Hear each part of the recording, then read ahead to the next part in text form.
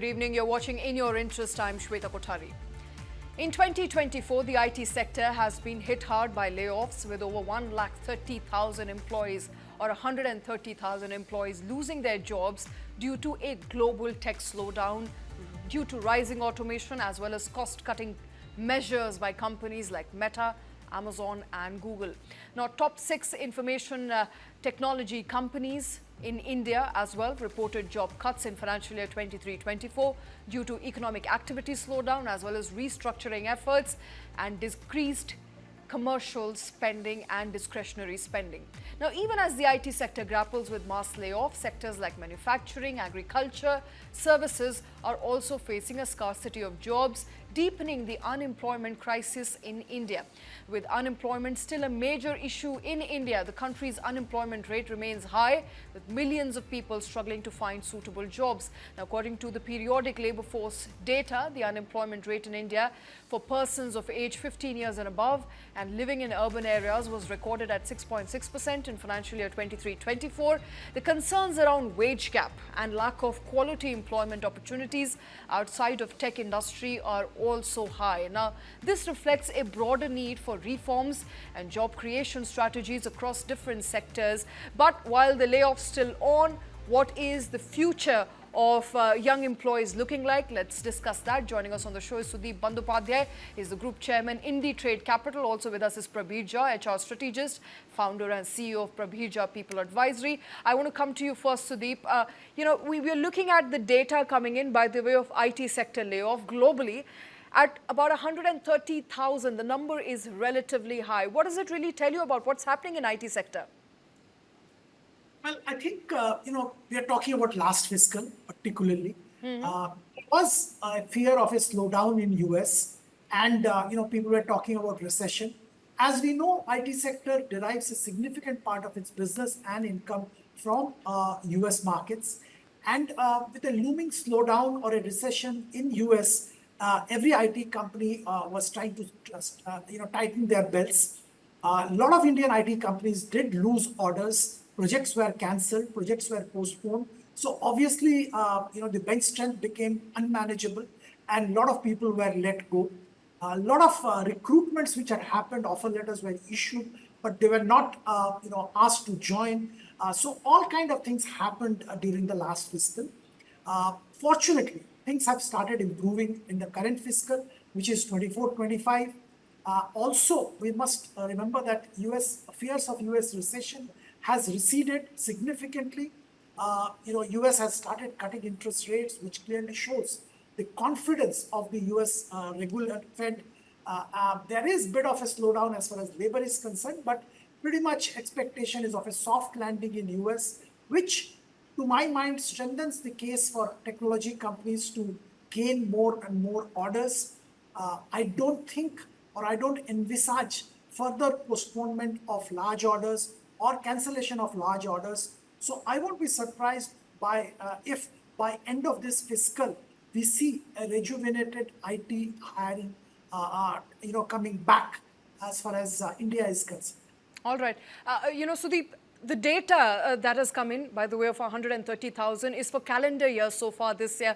Now, obviously, that also means that the last quarter of financial year 24 wasn't great. But if I were to go by what you're saying, does look like large contracts are going to be on books. There is a possibility of a softer landing today. So going forward from here, does it look nice and, good for, techies or people who are the tech workforce, potential tech workforce? Should they be really buoyant about what's to come as far as IT sector is concerned? To a great extent, absolutely correct. Because if, as I mentioned, US is the largest market, and if US is getting for a soft landing and the feared recession in US doesn't happen. In fact, look at US GDP growth rate.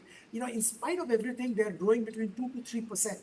And remember, 2 to 3% GDP growth on the existing GDP of US is huge. And if that continues, I think we should not fear about, IT jobs. IT jobs will be there. And the quality of IT jobs will further increase with more and more penetration of AI. I think that quality is increasing. I Okay. also will say one more thing specifically for India.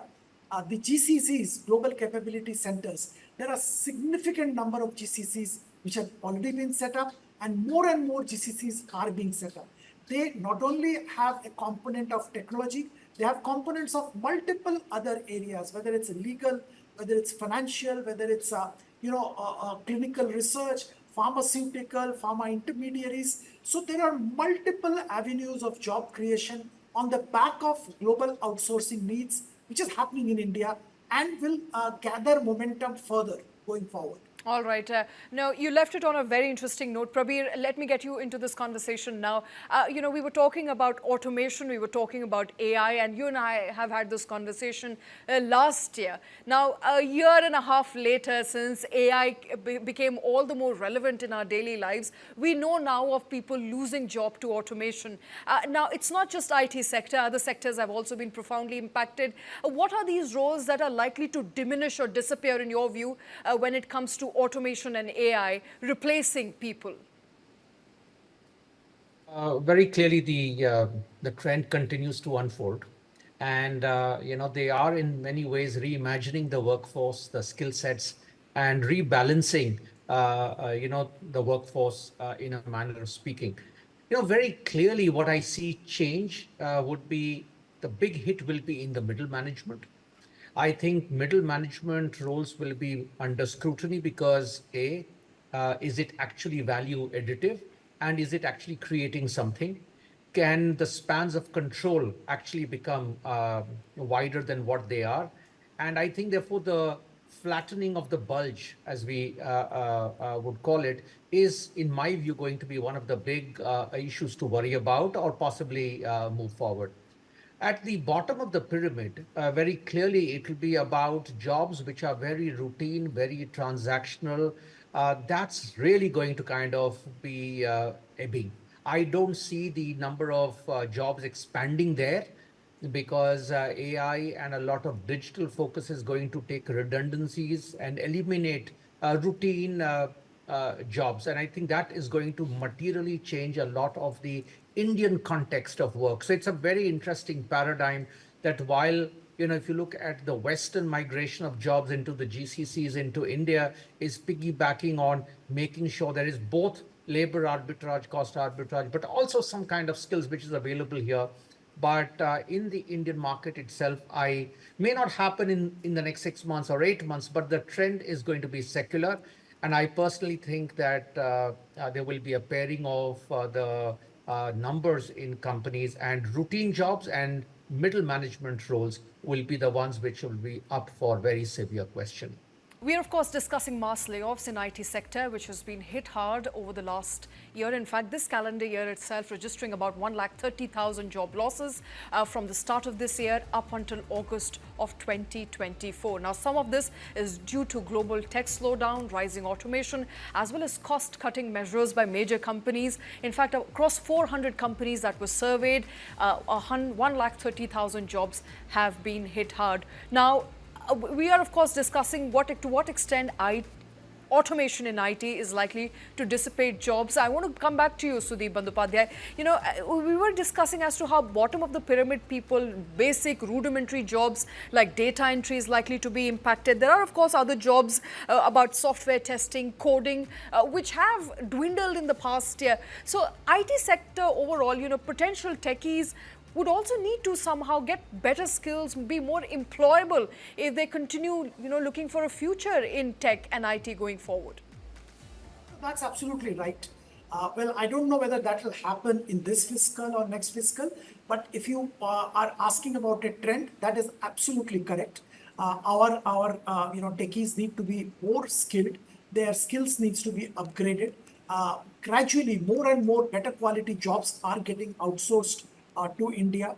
As I was mentioning, the GCCs which are being set up start with a basic level of job, and then they gradually upgrade the skill sets of people, and the demand for the higher skilled people is coming. Also, with the change of technology, as I was just mentioning, the AI onset, I think the job quality needs to improve. So the skill sets needs to improve. There are efforts in different parts of the country and different organizations, including the government, to upskill people. I think that will be important going forward. Okay. And, before I let you go, Sudip, there was also a conversation that a lot of people were having, experts were having, that this job losses primarily may not be driven so much by competition or lack of discretionary spending, as opposed to what many companies have seen as overhiring in the last 1 or 2 quarters and not enough orders coming their way. Now, that overhiring had to be let go of in order to restructure. Do you believe that, the layoffs now that the order book is looking strong in coming quarters ahead, there would be a stop at layoffs? Perhaps we can also look at rehiring? Yeah, absolutely. I think if you look at the Indian leading IT companies, that's pretty much what happened. You just described. I think towards the middle and end of the COVID phase, the hiring went on a absolutely top gear. And once the COVID receded and normalcy got restored, I think the bench strength went up abnormally, and they had to let go people. They had to stop people from joining. But now, when things are getting back to normal, and the U.S. recession fears have receded, we have already seen that Indian leading technology companies have gone back to the campus, started hiring. The net job addition has started appearing. Figure has started appearing quarter on quarter. So pretty much that's the trend. Absolutely correct. Okay, Prabir, now to what extent can AI really augment existing roles, not just in IT, but any other sector for that matter? One has to achieve a balance between automation and having human workforce participation. Do you think companies are able to match that balance just as yet? Or do we have a long road ahead of us before we finally come to a point where there is a balance between to what extent we can automate something and for what job roles we would definitely need human intervention? Shweta, different companies and different industries are at different points on this journey. Some are adapting quicker, some are adapting slower. My personal view is we are still on that road. We haven't reached a destination, and maybe we'll never reach a destination. Very clearly, the identification of jobs will be more from a business process perspective. Things will be looked at more longitudinally than just a discrete job. And therefore, what will happen is an entire range of jobs are going to go away, not just a job. And a lot of that would get automated and they would leverage AI. What the opportunity, for people in such roles is those who are able to actually move up the value chain, not just in terms of technology, but in terms of more adaptive skill deployment, adjacent skills, maybe newer skill sets, those who are able to kind of move from classical functions and skill set inventory led thinking to a very different, mix of strengths that are going to be relevant. They are going to survive the purge. I have to ask you, because I'm short of on time, what are these skills? If I am a young person, and I ask you this question often enough, but if I'm a young person today looking to enter the workforce, what are those basic skills that I must have? What are the skills that I must imbibe, must learn if I were to find employment which is sustainable and which will continue for a decade or so? I know upskilling is a routine process. You can't just have skills and get skilled today and not upskill yourself, but some basic skills that you believe in the world of AI and automation that one must have to be employable. So, it will vary by industry and function. But what I would emphasize is get to develop the softer skills like customer intimacy, work on more imagination, more creative pursuits. I think marketing may leverage AI, but you will still need a creative set. The client will need to be managed. So I think those are huge opportunities which will continue to be relevant. But the most important thing is the new skill sets must be of people comfortable leveraging digital. Okay. If you're going to be closed to adapting and adopting digital, you do not have a career in the years coming. Technology is going to become very intuitive, and not everyone necessarily gets to make things, from a tech perspective. But if you're not able to leverage technology and digitally enabled platforms and tools, then I honestly don't think that you will be relevant, at least in the way I see the years ahead in any industry. All right, so you've got to be innovative, you've got to have problem-solving capacity, you've got to be a decision maker, because those are skills, Prabir, I believe AI will not be able to take over anytime soon. And creative, of course. Well, those are skills one would need, of course, to be employable.